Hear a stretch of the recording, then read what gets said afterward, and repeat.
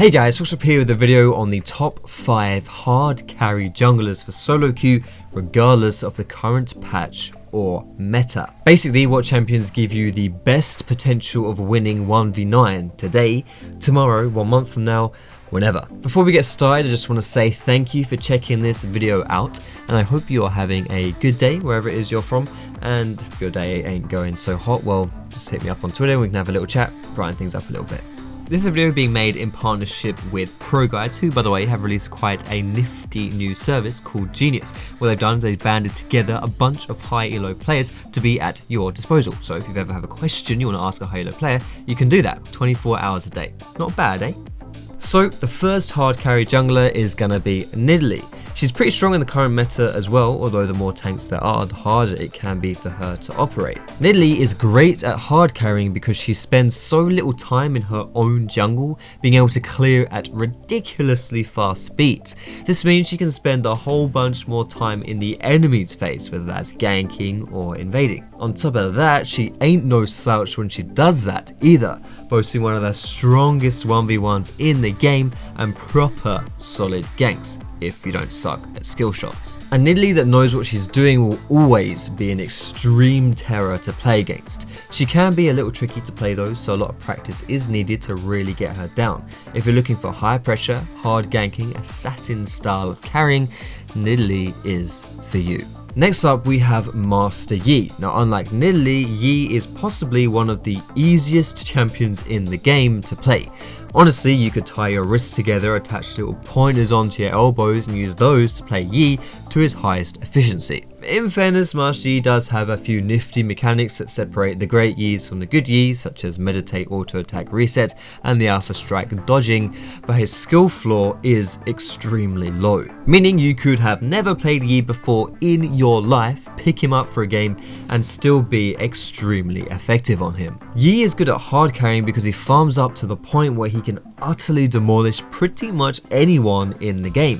Whether that's the squishies or the tanks, Yi slices through everyone with similar ease. Master Yi is extremely vulnerable to coordination and crowd control like stuns, but solo queue lacks the former and you can avoid the latter if you play well enough. He also has multiple avenues to achieve success. Either he can run at the backline and wreck face there, or he can split push and breach the gates like nobody's business. I only ask, would you not play him against me, because I really can't stand seeing that guy on the enemy team. And yes, I did just do that. Now before we slide into the third champion, like you'd slide into the DMs of a hot girl going through a bad breakup, I just want to say, if you're not already subscribed here, please, we'd love to see you around some more. And if you like the video, consider leaving that cheeky like as always, guys.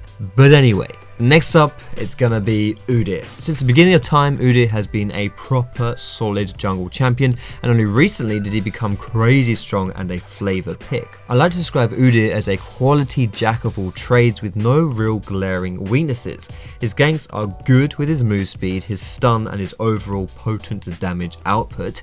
His jungle clearing is top notch. His 1v1 and invading is also nothing to be sniffed at, and he controls objectives with no real problems. His team fighting might leave a little to be desired, but he can still get the job done, and if not, he can solo carry simply by split pushing. On top of that, Udyr is pretty idiot proof as well. You don't really need to master him to be really effective on him, and the only difficult part of playing him is knowing when and where to apply your pressure. There's really nothing much else to say about him, honestly. You just run around, do what you want, and you're sorted. The fourth jungler coming in here is a bit of a peculiar choice, maybe slightly surprising for you to hear, but it's gonna be Zac. Well, the reason why I wanted to put Mr. Blobby on this list is because of his ability to really dictate the movements of your allies in order to essentially make them do what you want. What I mean by that is that Zac sets up and starts pretty much any kind of play that he wants, and therefore can make some very good stuff happen. Zac is never a sidekick or a tag-along. He's the one who organizes the shit, he's the one who starts the shit, and he's the one who gets shit done. His ganking is absolutely first class, being able to come in from pretty much anywhere and being crazy effective when he lands as well. Later on, he initiates team fights very well too, meaning your team can pretty much always get the best fights possible and therefore, of course, increase your chances of success with them. Zac isn't really much of an invader or a 1v1 specialist, but is almost impossible to kill and actually has a a really insane amount of damage if he lands his combo and if you get 1 or 2 damage items. In the current meta, Zac may not be top tier, though he is by no means shabby, but he's always been a constant in being able to really carry games from the jungle. Lastly, but certainly not leastly, we have Kindred. Ever since her somewhat recent release, Kindred has been a bit of a monster in the old jingle jangle. There is a good reason for that though. No one can go toe to toe with Kindred and really live to tell the tale. She holds her own with very little issues and can take it straight to the enemies at any given time. Kindred applies crazy pressure not only to enemy laners with decent ganks, but also to enemy junglers, as they know by meeting her they're gonna have a very rough showing.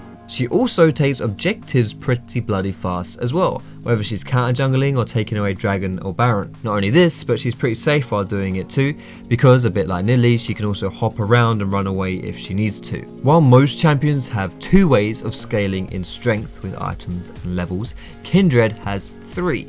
Items, levels, and passive stacks. This means that if you go off and have a wicked game, you've got an extra tier of sickheadness. And yeah, that is totally a word, believe me. What this does is that it rewards good Kindred players by enabling them to carry very, very hard, which is good, because that's what this whole video is all about. Now that does it for my top 5 list. Of course, you can carry with a lot of junglers, but I wanted to do this list of champions that I felt were great carries, not just in the current patch.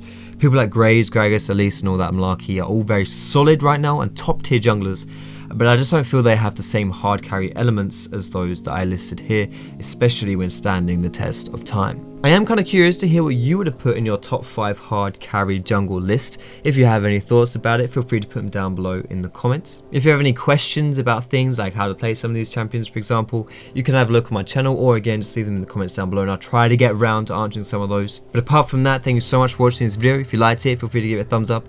You can subscribe to me for more educational content. You can find me on Facebook, on Twitter, and catch me streaming over at twitch.tv/Foxdrop.